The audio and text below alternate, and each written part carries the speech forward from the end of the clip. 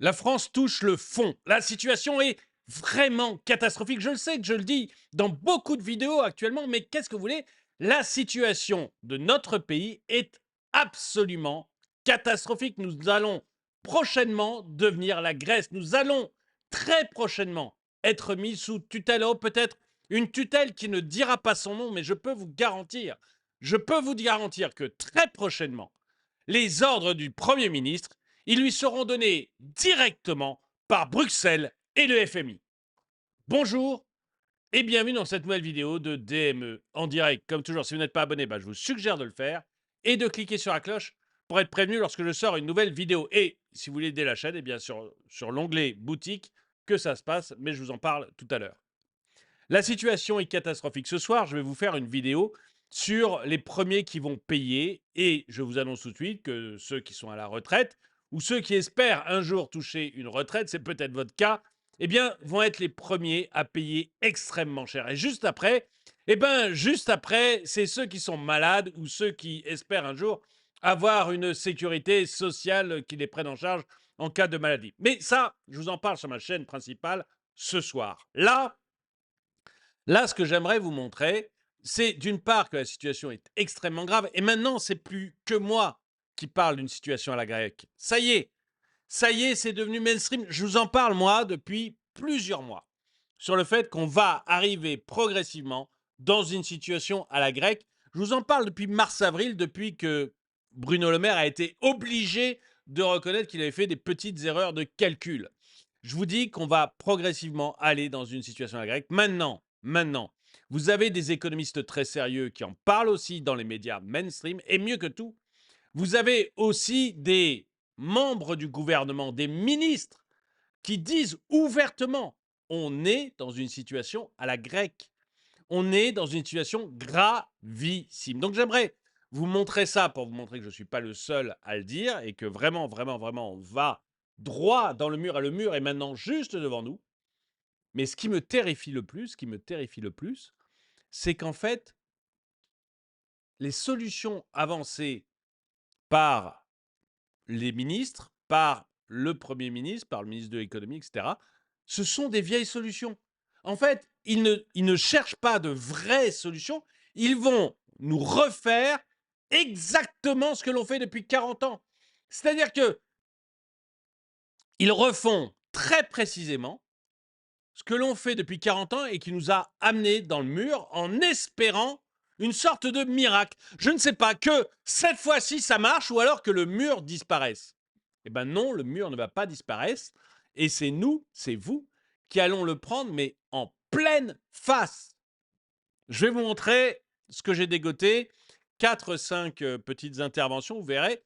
La vidéo, je vais essayer de la faire la plus courte possible, mais je pense qu'il faut vraiment avoir conscience de ça. Et honnêtement, je vous renvoie aussi sur la vidéo que je fais ce soir sur Drôme et économie à 18h, parce que là, on va parler de deux sujets très très précis, l'assurance maladie et la retraite. Et vous allez voir que vous allez en prendre plein la tête. On va regarder déjà le reste. Parce que oui, il vous parle des riches, il vous parle des entreprises, des grosses entreprises, tout ça c'est pipeau. C'est vous qui allez en prendre plein la tête sur les retraites et sur l'assurance maladie. Mais regardons déjà le reste. Si on ne fait rien, nous deviendrons la Grèce. Il y aura une crise financière grave, assure Bruno Retailleau. Donc vous voyez, ministre du gouvernement, hein, c'est plus moi qui parle de la Grèce. C'est maintenant des gens qui sont ministres du gouvernement. Je vous laisse écouter Bruno Retailleau. Ce que Michel Barnier et son gouvernement, et j'en suis solidaire, va devoir accomplir dans les quelques semaines à venir, c'est donner à la France un budget qui va permettre de redresser notre trajectoire financière. Si on ne fait rien, je le dis aux Français, nous deviendrons la Grèce. Il y aura une crise financière grave.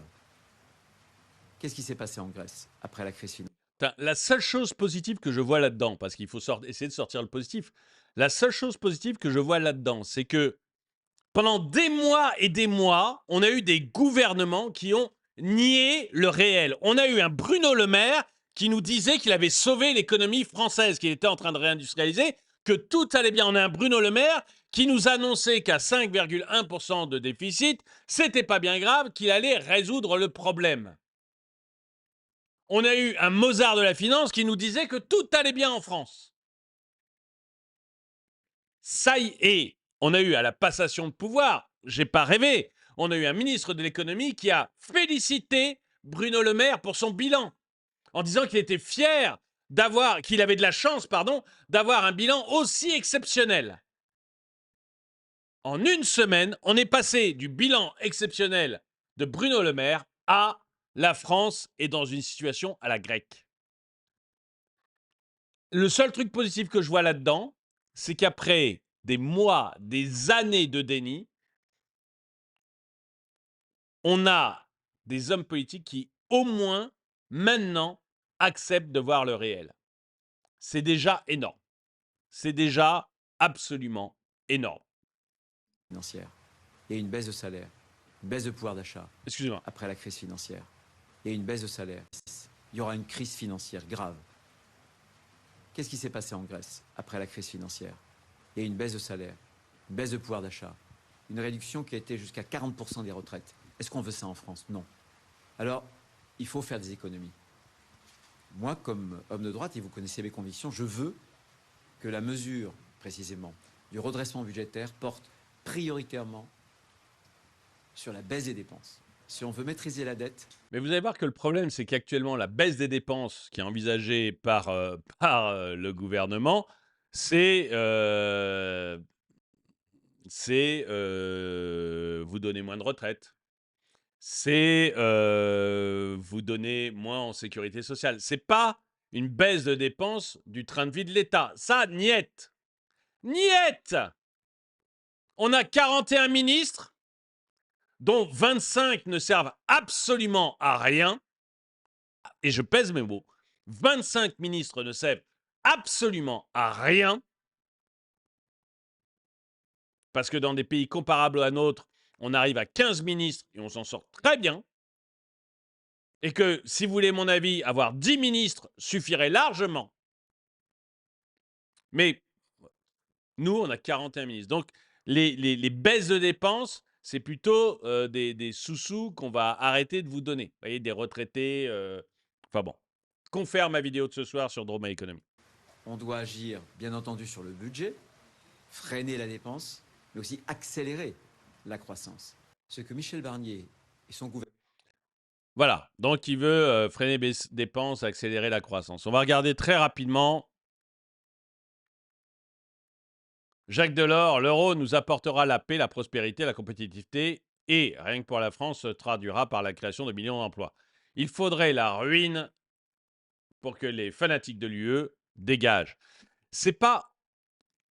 Je dis pas que l'UE est une bonne chose. Mais il faut bien comprendre que notre problème, c'est pas l'UE. C'est pas l'euro. Notre problème, c'est pas l'Union européenne et c'est pas l'euro. On a des pays européens qui s'en sortent extrêmement bien. On est les plus mauvais. On est les plus nuls en Europe. Donc c'est pas le problème, c'est pas l'Europe, c'est la façon dont nous on gère nos sous. Le seul truc qu'on peut reprocher à l'Europe là-dedans, seul truc, c'est que s'il n'y avait pas eu l'euro, la France aurait dû faire le virage de la rigueur à la fin des années 90. C'est-à-dire ce que Mitterrand a dû faire en 83, on aurait été obligé de le refaire fin 90.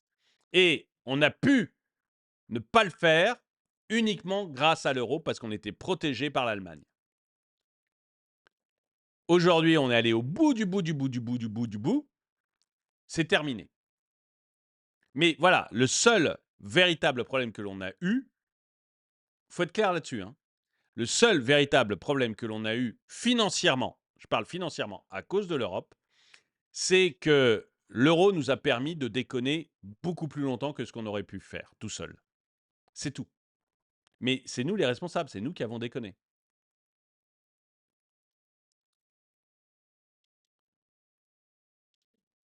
Ouais, bon, alors là, il y a des gens qui trouvent qu'on a un ministre de l'Intérieur qui est un ministre fasciste, mais j'écoute même plus. Voilà, le côté Il veut renvoyer les OQTF chez lui, du coup, c'est un nazi. Ça m'intéresse même plus. Vous pouvez mettre des commentaires autant que vous voulez comme ça, d'ailleurs, les gens, hein, je le dis ça pour les gauchistes. Depuis maintenant de nombreuses années, je pense, mais vous pouvez dire qu'un homme qui veut renvoyer les OQTF chez eux et ne pas les garder en France, même quand ils ont assassiné des gens, même quand ils ont violé des enfants, ce sont des fascistes. Qu'est-ce que vous voulez? On vous écoute plus. Vous voyez, le commentaire, je l'ai passé à toute vitesse. On n'en a plus rien à foutre. Donc voilà. En plus, là, on parle économie, vous parlez fascisme. Enfin, ras-le-bol. Ras-le-bol. C'est nul. Les as de la banqueroute. Ils sont accrants à la dépense, aux taxes, aux impôts, au creusement du déficit de la France. Leur requiem pour nos finances publiques. Mais c'est exactement ça. Ces trois-là, ce sont des as de la banqueroute. Ok, Gabriel Attal, il a été là que 6 mois, donc il ne peut pas être responsable de tout. Mais, ou 8 mois, je ne sais plus, donc il ne peut pas être responsable de tout. Ça, on est tout à fait d'accord. Sauf qu'il est dans le gouvernement depuis le début, depuis 2017. Donc, s'il y avait des choses qui lui déplaisaient à ce point, au point de vue financier, ben, il aurait pu dire, écoutez, moi, je ne soutiens pas un gouvernement comme celui-là, je m'en vais. Donc oui, ce sont les axes de ce sont les trois as de la banqueroute, et deux parmi eux sont les plus responsables, c'est Emmanuel Macron et Bruno Le Maire. Alors Bruno Le Maire, aujourd'hui, il s'en fout, hein, il travaille en Suisse. Donc c'est terminé pour lui. Le brave Bruno Le Maire, il est parti travailler en Suisse, tout va bien. Bon, je vais vous montrer ensuite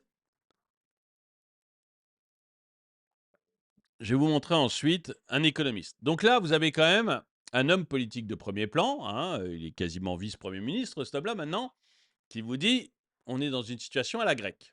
Donc vous voyez que ça y est, le gouvernement a ouvert les yeux, accepte la réalité, et c'est déjà un premier pas, et je dirais que c'est le seul point positif, vous verrez après, parce que je trouve que le reste est catastrophique. Là, vous avez Christian Saint-Étienne. Christian Saint-Étienne, bon, il est à la retraite maintenant, mais c'est un économiste de premier plan. Voilà, c'est pas un prix Nobel, hein, mais en France, c'est un économiste de premier plan. Voilà. Donc, vous allez écouter Christian Saint-Étienne, et je trouve qu'il a parfaitement raison. On apprend que Gérald Darmanin juge, je le cite, hein, inacceptable le projet de budget du gouvernement de Michel Barnier. On a de premières difficultés très grandes là pour en lien avec son Barnier. discours Exactement. de dimanche. Il se met entre guillemets, comme on le disait il y a une trentaine d'années, en réserve de la République. Visiblement, il se dit tout ça va échouer, je me présenterai en sauveur. Ceci On est d'accord. Moi, j'en ai pas parlé de Gérard Darmanin. Moi, vous voyez, Gérard Darmanin, je suis désolé, même chose, il a fait partie du gouvernement pendant des années. Alors aujourd'hui, il veut nous faire croire qu'il est le sauveur du monde, etc. Il a participé à ce gouvernement pendant des années et il a été rapporteur du budget.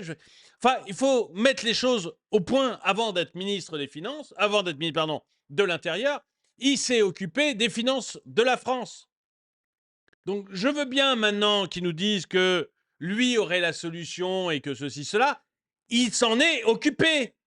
Il a été ministre, alors je ne me rappelle plus si c'était ministre du budget, mais il a travaillé au ministère de l'économie en tant que ministre. Donc, voilà, bon, il se fait une virginité parce que les Français ont des mémoires de poisson rouge. Très bien, mais j'en ai pas parlé parce que je me fous complètement de ce qu'il dit, parce que pour moi, il est aussi incapable que les autres puisqu'il est passé par ces postes-là. Et là encore, s'il n'avait pas été d'accord avec les budgets délirants d'Emmanuel Macron, les budgets qui nous ont complètement détruits, je veux dire, on était déjà très très mal. On était très très mal. Mais les budgets de Macron nous ont totalement détruits. Bah, même chose, si vraiment il pensait que c'était catastrophe et tout, il avait qu'à démissionner, le bonhomme. Hein, il a été à l'économie et aux finances. Donc, il avait qu'à démissionner en disant non, moi je ne peux pas porter des budgets comme ça, on va dans le mur, on est en train de tuer les Français, on est en train de tuer la France, je ne peux pas. Il est resté. Il est resté. Et après, il est resté à l'intérieur. On a vu les résultats à l'intérieur. Bon, il voyait le budget, il voyait que c'était catastrophique. Et il est resté à l'intérieur alors qu'il n'arrivait pas à faire grand-chose. Parce que je suis désolé, la situation aujourd'hui, elle n'est pas meilleure qu'avant son arrivée. Ah, il a parlé, il a dit des belles choses, hein, mais il n'a pas fait grand-chose. Donc voilà, j'ai pas voulu parler de Darmanin parce qu'il y a un moment, en fait, ces gens-là, on les aide en parlant d'eux, mais faut voir qui on a, quoi. Voilà, c'est tout. Ceci étant, il joue un jeu extrêmement dangereux pour le pays. On a un pays qui est actuellement au double du niveau de déficit permis par les Bruxelles. traités européens d'une part, mais il faut avoir à l'esprit, moi en fait, je suis économiste et je suis spécialiste des questions européennes, mais je m'en fous des règles européennes. Ce qui m'intéresse, c'est l'avenir de la France. Et quand on regarde l'avenir de la France, le vrai déficit public supportable à terme, c'est 1,5 point de PIB par an. Pourquoi ? C'est le niveau à partir duquel on aurait une baisse régulière significative de la dette en pourcentage du PIB. Donc on est à 4 fois le niveau. Parce qu'il faut voir, nous, on nous dit qu'on ne rembourse jamais notre capital de dette. C'est vrai, mais ça a une limite, ça ne peut pas durer. Les autres pays remboursent leur capital. Les autres, vous voyez, c'est pas normal dans un pays de ne pas rembourser de capital. Sauf les États-Unis, on est d'accord, mais les États-Unis, enfin, je ne vais pas en parler, ils ont le privilège du dollar. Et en plus, c'est pas voilà, vous prenez l'ensemble des États-Unis, de la puissance économique des États-Unis, de la croissance des États-Unis, de tout ça, et que vous comparez ça à la France, on n'est rien du tout. Hein, donc, ne nous comparons pas aux États-Unis. On peut à peine se comparer à la Californie, je pense. Donc, si vous voulez, voilà, il y a un moment, faut prendre les ordres de grandeur. Et je ne sais plus ce que je voulais dire, mais c'était sûrement très intéressant. Si, les États, en général, remboursent le capital. Petit à petit, pas en une fois. Nous, on fait rouler notre dette depuis 50 ans, depuis que je suis né. On fait rouler notre dette. On ne rembourse jamais le capital. Quand le capital arrive à échéance, si on a 1 milliard de capital qui arrive à échéance, donc on doit rembourser, on emprunte 1 milliard pour rembourser l'ancienne dette. C'est de la cavalerie. Ça ne peut pas tenir. Parce que petit à petit, la boule de neige grossit de plus en plus. Et quand vous avez des taux d'intérêt zéro, bah bon, ça passe. Et puis dès que vos taux d'intérêt commencent à arriver à 3, comme actuellement, commencent à être élevés, dès qu'il y a une petite doute sur votre dette, ce qu'actuellement ont les gens qui nous prêtent de l'argent, ils ont un doute sur notre dette. Je rappelle que l'Espagne et la Grèce empruntent pour moins cher que nous. C'est-à-dire que les gens qui prêtent de l'argent aux États sont en train de se dire la Grèce et l'Espagne ont plus d'avenir que la France. Donc, si vous voulez, on est vraiment... quand votre dette grossit, et que les gens qui vous prêtent de l'argent commencent à se poser cette question-là, c'est plus tenable. Donc, il faut réduire le stock de dette. Et pour ça, il faudrait qu'on soit à 1,5% de déficit maximum. Et je rappelle aussi que le déficit n'est pas obligatoire. C'est-à-dire qu'il y a des... Nous, on a connu des équilibres budgétaires. Pas depuis que je suis né.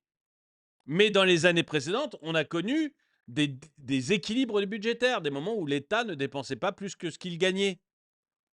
Des moments où l'État même dépensait moins que ce qu'il gagnait. Et depuis 50 ans, on dépense plus que ce qu'on gagne. Donc, dans le pire des cas, il faudrait qu'on soit 1,5% de déficit pour commencer à rembourser notre dette, dit Christian Saint-Etienne. Moi, je pense qu'il faudrait avoir un déficit inférieur à la croissance. C'est comme ça que ça marche. Comme on a 0,8 de croissance, je serais pour un déficit entre 0 et 0,8. Bon, là, on est à 4 fois le déficit tenable selon Christian Saint-Etienne. Et d'après moi, on est quasiment à 6 fois le déficit tenable. C'est délirant. C'est délirant.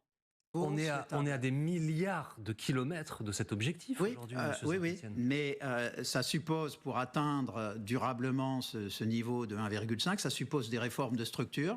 Donc ça suppose des réformes au niveau de ce que j'appelais tout à l'heure le bloc communal, c'est-à-dire commune, intercommunalité. Il y a une réforme qui est relativement simple, qui à court terme ne rapporte pas beaucoup, mais qui à moyen terme peut rapporter énormément. C'est de revenir au conseiller territorial unique entre départements et régions. Au passage, vous divisez par 2 le nombre d'élus. Vous envoyez un signal extrêmement puissant sur les territoires qu'on est vraiment sérieux pour la réduction des dépenses. Le millefeuille territorial, apprend que c'est un Gérald de Darmanin nos principaux problèmes, donc c'est clair qu'il faut aller là. Mais voyez, là encore, je voulais vous montrer que Je vous ai montré qu'un homme politique commençait à parler d'une situation en Grèce. Là, vous voyez des journalistes sur LCI, donc la chaîne qui aime le plus le gouvernement, et enfin qui aime le plus notre président Emmanuel Macron, et un économiste plutôt de premier plan en France qui vous dit on est à des années-lumière de ce qu'il faudrait être en déficit. On est dans du délire absolu. Absolu. Je vais vous montrer maintenant notre véritable problème. Oui, on est dans du délire absolu et oui, la situation est catastrophique. Notre problème, notre principal problème, c'est qu'en fait, il n'y a pas de renouvellement de nos élites. Enfin, je dis élite, le mot élite est totalement dévoyé, hein, parce que pour moi, ce ne sont pas des élites. Ce sont des mecs qui font de la politique parce que dans le privé, ils se feraient virer. Pour moi, ce sont des gens, leur seul avenir, c'est de vivre sur le dos de l'État comme des tiques sur le dos d'un chien. Hein, faut être clair. Faut être clair. Pour moi, ils n'arriveraient jamais à quoi que ce soit dans le privé. Donc, ils ont fait politique. Voilà. Voilà la façon dont je les considère. Mais les seules recettes qu'ils se proposent d'appliquer, c'est des recettes que l'on fait depuis 50 ans. Donc, je leur donne un bon point sur ça y est, ils ont identifié le problème. Mais les recettes qu'ils se proposent d'appliquer, c'est des recettes d'il y a 50 ans, qu'on utilise depuis 50 ans, toujours avec la même catastrophe, toujours avec les mêmes difficultés. Et ils pensent qu'ils vont réussir à résoudre le problème en utilisant des recettes qu'on a toujours utilisées. Moi, je peux vous garantir une chose, c'est qu'on n'arrivera pas à résoudre le problème comme ça. Et il va nous revenir en boomerang très, très vite. Très, très vite. À moins que le gouvernement dise des choses histoire d'occuper un peu les médias et, de manière cachée, prenne les réelles mesures. Je leur accorde encore ce bénéfice du doute, mais j'y crois pas. Je n'y crois pas du tout. Je vais vous faire écouter Alain Madelin. Alain Madelin qui dit, grosso modo, on ne soigne pas la racine de la maladie, qui est l'excès d'État. Et j'en ai tout à fait d'accord. Vous savez, je vous ai toujours dit, moi, la solution, à mon avis, c'est pas d'augmenter les impôts. C'est pas d'aller faire du rabot ici ou là. La solution, c'est de revoir le périmètre de l'État. Est-ce que c'est à l'État de s'occuper de la culture? Est-ce que c'est à l'État de s'occuper du sport? Est-ce que c'est à l'État de s'occuper de ceci ou de cela? Revoir les périmètres de l'État. Est-ce que c'est normal qu'on ait des mairies, des communautés de communes, des départements et des régions? Un millefeuille administratif gigantesque. J'ai fait une vidéo, je crois que c'était hier, où je vous ai montré l'augmentation du nombre de salariés dans, dans les régions, départements, mairies, communautés de communes.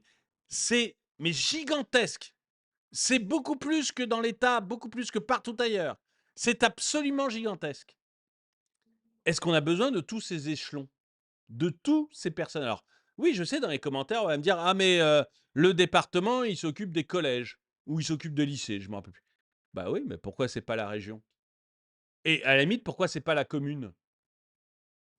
Pourquoi le maire n'est pas compétent pour s'occuper de ces lycées, de ces collèges, et cetera? Et si vous avez une bonne raison, pourquoi c'est pas la région qui s'en occupe? Ou alors, si vous pensez que c'est absolument le département qui doit le faire, pourquoi est-ce qu'on est une région? Enfin, vous voyez, je dis pas qu'il faut supprimer leurs compétences, je dis qu'il faut, un, les revoir complètement, et deux, voir ce qu'on peut supprimer, parce qu'on n'a pas besoin d'autant de monde. On n'a pas dans les autres pays, ils n'ont pas autant de monde. Donc on n'a pas besoin d'autant de monde.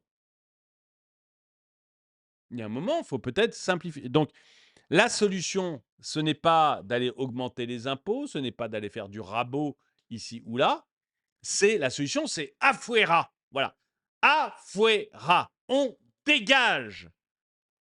On dégage la culture, on dégage le sport, on dégage. Encore une fois, hein, Le pays qui écrase le plus l'ensemble du monde sous sa culture, c'est les Américains. Quel est le ministre de la culture américain? Il n'y en a pas.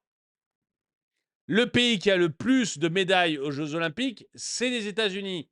Quel est le ministre des Sports aux États-Unis? Il n'y en a pas.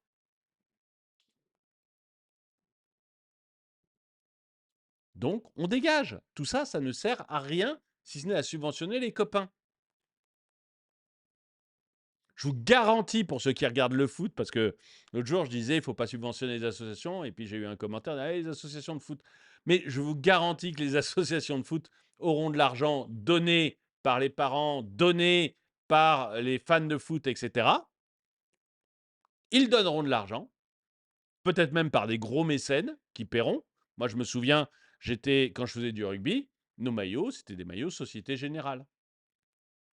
Société Générale avait payé pour qu'on ait chacun notre maillot de foot. Voilà. On trouvera des trucs comme ça pour les choses utiles. On trouvera.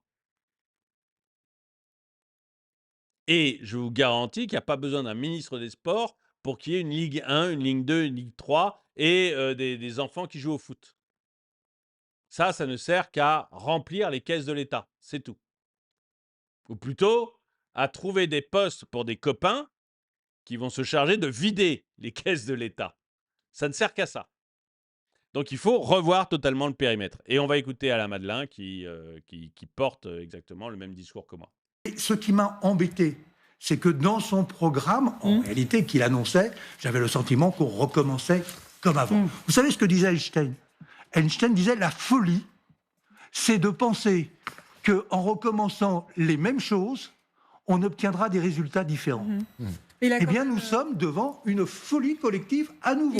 On va recommencer comme avant en espérant que ça va obtenir autre chose. Non. Il a quand même dit... Ça fait 50 ans que nous avons une longue maladie, l'excès de dépenses publiques, qui est elle-même issue d'un mauvais fonctionnement de l'État. Et c'est ce que l'on attend, que l'on soigne, cette maladie. La réforme de l'État, on n'en parle plus depuis quand même pas mal de temps. Ce sont des réformes. Je pense qu'il ne faut pas faire de réforme de l'État. Je pense qu'il faut vraiment faire à fuera. C'est-à-dire que si vous regardez petit bout par petit bout, vous n'en sortirez jamais. Parce que dans chaque ministère, il y a des fonctionnaires, des hauts fonctionnaires et des ministres qui ont un argumentaire tout prêt pour vous dire à quel point leur ministère est essentiel. Si vous les écoutez, le ministère de la Culture est le plus important de l'ensemble des ministères. Non, il faut, comme le ministère de l'Écologie, qui ne sert strictement à rien. Strictement à rien. Mais on a eu un ministre de l'Écologie qui était ministre d'État. On a un ministère de l'Écologie qui s'occupe maintenant de choses essentielles dans vos vies, mais qui les a récupérées ailleurs. Et qui, en fait, est un parasite. Un véritable parasite qui ne sert à rien. À rien. Donc, il faut supprimer tous ces trucs-là. Il ne faut pas faire vous savez, pour vous endormir, très souvent, vous avez comme ça un président, je pense à Sarkozy, là, qui arrive et qui vous fait une revue générale des politiques publiques. Ah, on va faire une revue générale des politiques publiques parce que le peuple râle un peu trop. Hop, déjà, ça nous prend 1 an ou 2, pendant lesquels on fait des énormes dossiers. Comme ça, les gens on oublie pourquoi ils râlaient et ils passent à autre chose, à de la sécurité, à d'autres sujets. Voilà. Hop, hop, hop, hop, hop, hop, hop. Pas avec un peu de chance, mais 9 fois sur 10, quand le rapport arrive, on est passé à autre chose. C'est réglé. Le rapport peut caler une bibliothèque. Bon, très bien.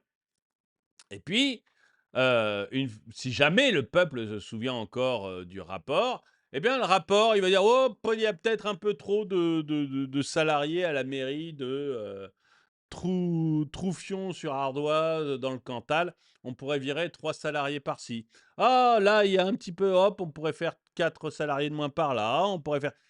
On n'arrive jamais à rien comme ça. À rien.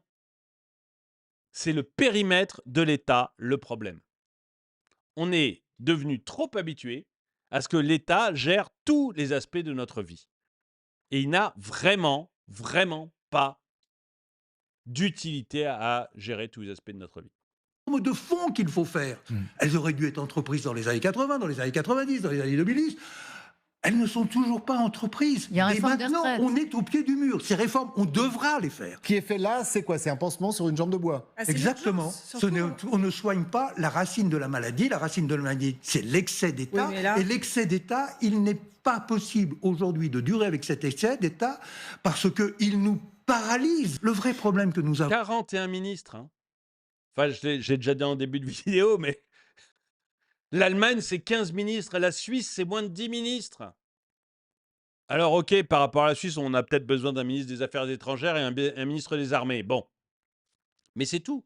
Je ne sais même pas si la Suisse a peut-être un ministre des Armées, tiens. Mais je ne sais pas. Il faudra que je vérifie. Ou dites-le moi dans les commentaires si vous savez. Mais vous voyez, on n'a pas besoin de tous ces ministres. avons aujourd'hui. C'est la société de commandement qui est trop grosse. C'est la société politique qui a grandi son empire. Et ce que je suis en train de vous dire, c'est pas seulement une vision économique, c'est en même temps une vision éthique. C'est-à-dire, peut-on accepter une société où la part de ma liberté est toujours reculée?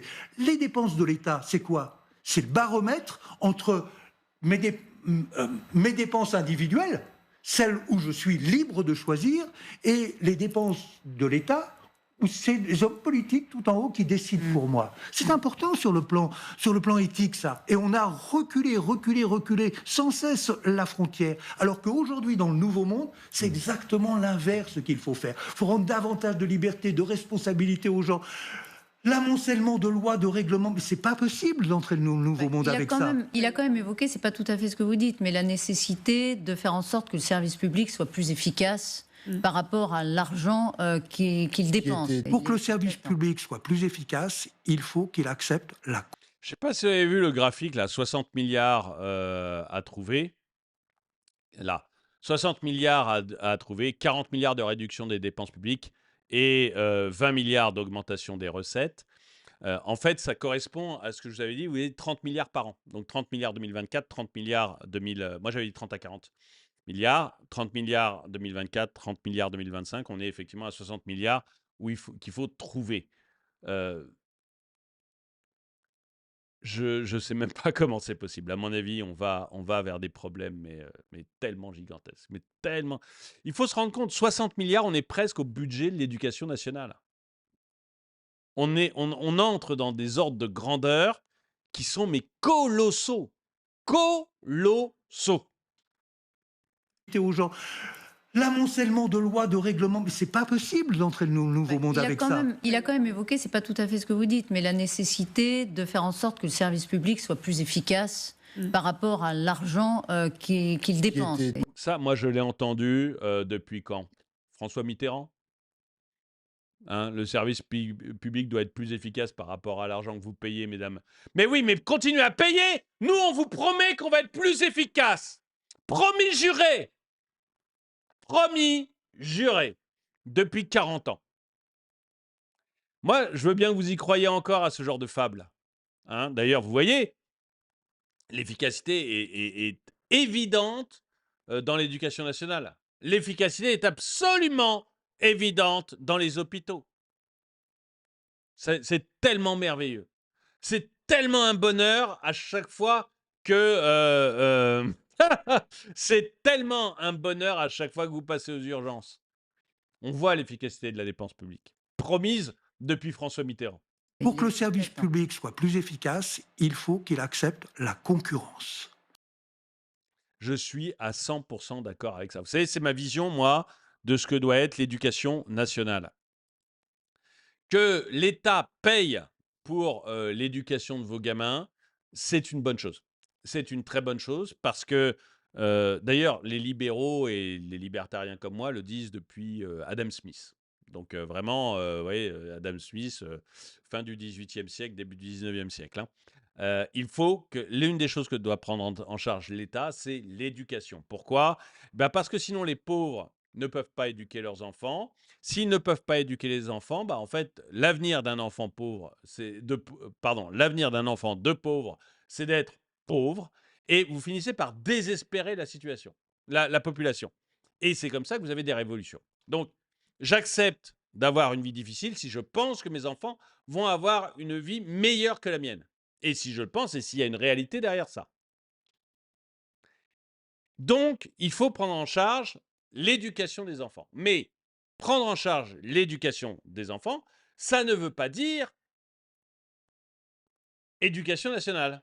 Ça veut dire payer pour l'éducation des enfants. L'éducation nationale, en fait, c'est construit un bastion gigantesque où il est interdit que les écoles privées aient plus de 20% des élèves. C'est interdit.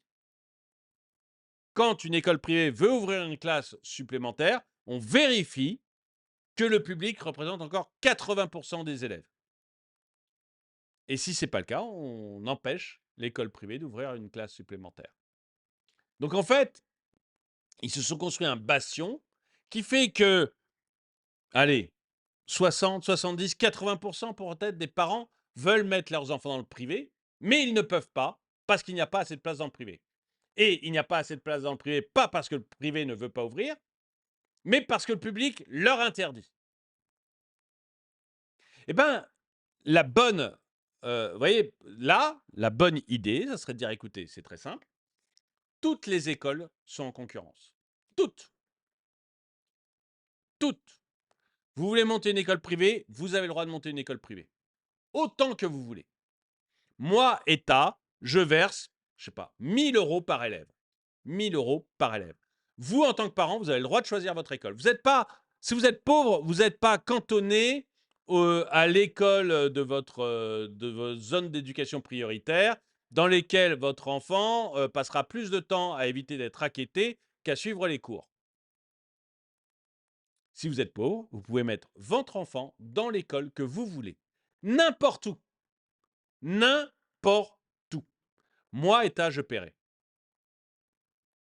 Et la seule chose que je fais, moi, comme État, c'est de vérifier de vérifier le niveau des écoles. C'est-à-dire que j'organise des concours en fin de primaire, quatrième, terminale. Le baccalauréat, le brevet, plus un concours d'entrée en sixième, comme c'était le cas il y a maintenant très longtemps. Puisque moi, je ne l'ai pas passé. Donc, ça devait être soit du temps de mes parents, soit du temps de mes grands-parents. Mais voilà, ce qu'on appelait le certificat d'études, je crois. J'organise ça. Et je rends les résultats publics. C'est-à-dire, le truc n'est pas faussé, j'organise un concours dans ces 3 classes, et après, c'est public, les résultats, tous les parents y ont accès sur Internet. Et vous, en tant que parent, eh bien, vous allez voir sur Internet, bah voilà, telle école, elle a des super bons résultats quand même, c'est une bonne école, ça me plairait bien que mon enfant y aille. Telle école a des résultats absolument de merde. J'ai aucune envie que mon enfant se retrouve là. Et donc, vous avez le choix. Vous avez le choix, puis après, bah, vous demandez, la bonne école, elle voudra peut-être pas de votre fils parce que c'est un gros nul, ça c'est possible, ou elle voudra peut-être pas de votre fils parce qu'elle a déjà énormément d'élèves qui font partie de cette école. Bon, bah voilà, vous irez dans votre 2e choix, ou votre 3e choix, ou votre 4e choix, en fonction des capacités de votre enfant et en fonction des places disponibles. Mais vous voyez, au moins, vous aurez le choix. Aujourd'hui, il y a pas assez d'écoles privées, et en plus, vous êtes obligé, si vous êtes pauvre, de l'envoyer dans une école merdique où il va passer son temps à essayer d'éviter d'être racketté.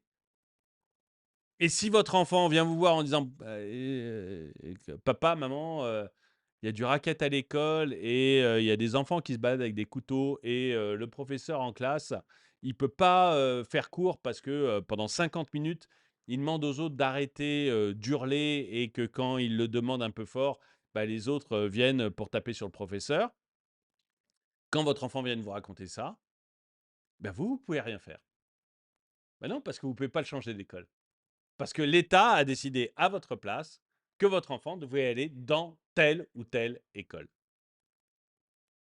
Voilà. Donc, vous voyez, c'est quand Alain Madelin dit il faut mettre les écoles en concurrence pour augmenter la qualité. Enfin, il ne parle pas des écoles, il parle de l'ensemble des services publics, mais c'est exactement un exemple.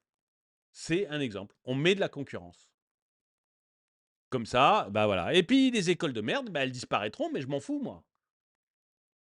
Et si elles disparaissent, c'est que vous n'y avez pas mis vos enfants. Et si vous n'y avez pas mis vos enfants, c'est qu'il y a peut-être une raison. Donc je pense qu'il faut de la concurrence jusque dans les écoles. Je pense que c'est à l'État de payer, mais qu'il faut de la concurrence jusque dans les écoles. Je pourrais vous parler aussi de la santé, parce que je pense que c'est exactement la même chose pour la santé. Exactement la même chose pour la santé. Notre problème, c'est un manque de concurrence. Mais je ne vais pas le développer là, il faudrait que je fasse une vidéo spéciale santé, parce que là, je pense que tout est à reprendre. Mais je vais juste le dire en 2 secondes. Vraiment le petit bout de la lorgnette, hein, je vais pas développer la santé, mais regardez, pourquoi aujourd'hui on n'a plus de médecins? Pourquoi il n'y a pas assez de médecins en France? C'est pas parce qu'on est un peuple de couillons, ok? Pourquoi on est obligé de faire venir des médecins de Roumanie ou d'autres pays un peu exotiques? C'est pas parce qu'on est un peuple de crétins, c'est parce qu'on a mis le numerus clausus. Parce que l'État s'est dit, tiens, on va limiter le nombre d'étudiants. Comme ça va limiter les coûts des soins.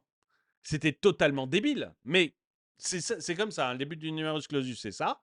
C'est on va limiter le nombre d'étudiants, comme ça va limiter le nombre de soins et les coûts. Ce qui est débile, mais peu importe. Quand vous limitez le nombre d'étudiants avec le numerus clausus, vous faites quoi? Vous limitez la concurrence. Il n'y a pas assez de médecins parce qu'on a voulu limiter la concurrence. Si vous aviez laissé totalement, comme il y a je sais pas, si vous faites des études de mathématiques, si vous faites des études de physique, je prends les études de gens sérieux, pas les études de psycho, hein. Mais si vous faites des études de gens sérieux, bah, vous allez avoir du mal à passer en master parce qu'il y a une note à avoir. Vous voyez, il y a une note. Vous aurez fait vos 3 ans et puis après, il y a une note à avoir. Bah, ça doit être la même chose pour la médecine. Et si le gars a son bac plus 3 en médecine, mais n'a pas le niveau pour aller à un bac plus 4, eh ben, il fera pharma, il fera autre chose, il fera kiné, je ne sais pas, il fera autre chose. Mais il faut laisser la liberté, en fait.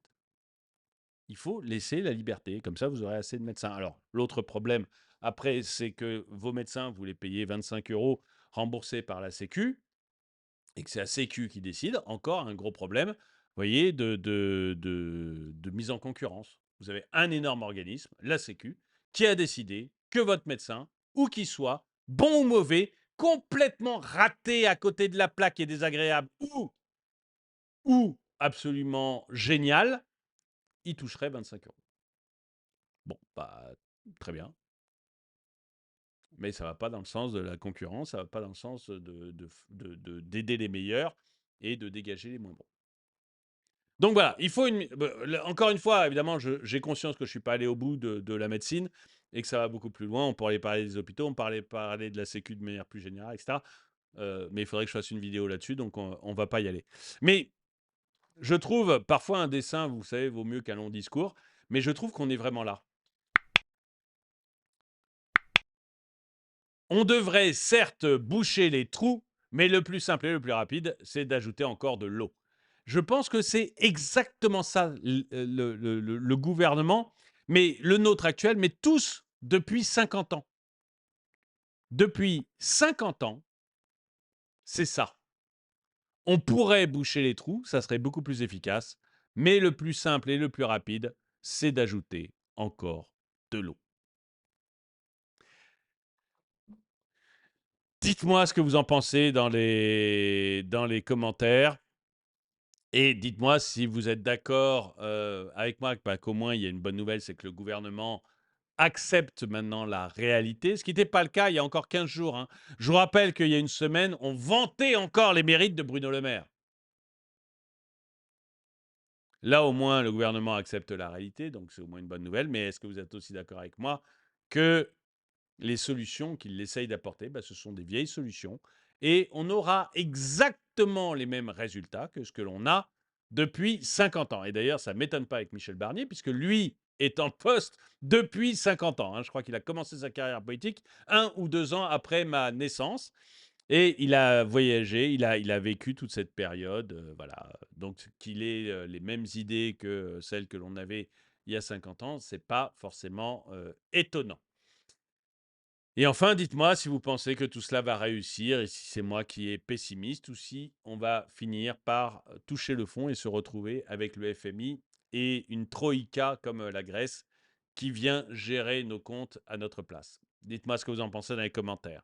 Et si vous voulez aider la chaîne, eh bien, si vous voulez aider la chaîne, ça se passe sur la boutique de la chaîne. La boutique de la chaîne, c'est chaîne YouTube, onglet boutique, ou encore le lien que j'ai mis dans la description. Et sur la boutique, bah, vous allez trouver des polos comme ceci. C'est un polo des sous-sous dans la poche. La taille du logo, c'est vous qui la décidez, hein, donc vous pouvez mettre plus grand, plus petit, vous décidez. Moi, j'aime bien petit parce que comme ça, je me balade dans la rue sans aucun problème. Donc voilà. Sinon, vous avez des mugs comme celui-ci, le mug du capitalisme. Ça, c'est le dernier mug que j'ai sorti. Mais il y en a 5 différents, donc vous avez vraiment beaucoup, beaucoup de choix. Il y a énormément de produits. Il y a des suites, hein, en ce moment, on a plutôt envie d'avoir chaud. Donc, il y a des suites. Il y a des pantalons de sport, il y a des sacs de sport, il y a plein de sacs différents d'ailleurs, pas que des sacs de sport. Il y a des gourdes, il y a des gourdes avec une paille pour pouvoir boire votre eau si vous êtes en train de faire du sport. Il y a des thermos, il y a, mais vraiment énormément de produits pour hommes, femmes, enfants, bébés. Donc n'hésitez pas à aller sur la boutique parce que je suis très très fier de mes produits. Et puis, si vous voulez juste aider la chaîne, alors vraiment, si vous voulez, parce que je suis pas en train de mendier, je vais bien, ma vie va bien. Mais si vous voulez accompagner la chaîne, participer à la chaîne, participer financièrement à la chaîne, bien, vous avez aussi des stickers, des magnets. Vous voyez, un truc simple, j'ai quelqu'un qui a acheté des stickers récemment, là, je le voyais ce matin sur la boutique. Bah, voilà, un sticker, moi, je gagne net 1 euro. Voilà, un sticker, 1 euro pour moi. Une fois que j'ai payé le sticker, que j'ai payé le transport, etc. Donc, 1 euro pour moi. Et bah, voilà, si vous voulez faire un don, lui en a acheté 4. Voilà, donc, j'ai gagné 4 euros.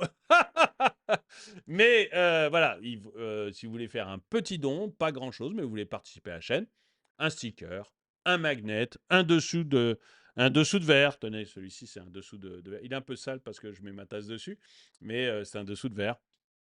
Et voilà. Ben voilà, ça fait le job, ça vous coûte pas très cher et ça vous fait un souvenir de la chaîne. Quoi qu'il en soit, merci d'avoir regardé cette vidéo. Mettez-lui un pouce vers le haut, commentez-la, partagez-la. Merci à tous ceux qui me soutiennent. Et moi, je vous dis à très bientôt.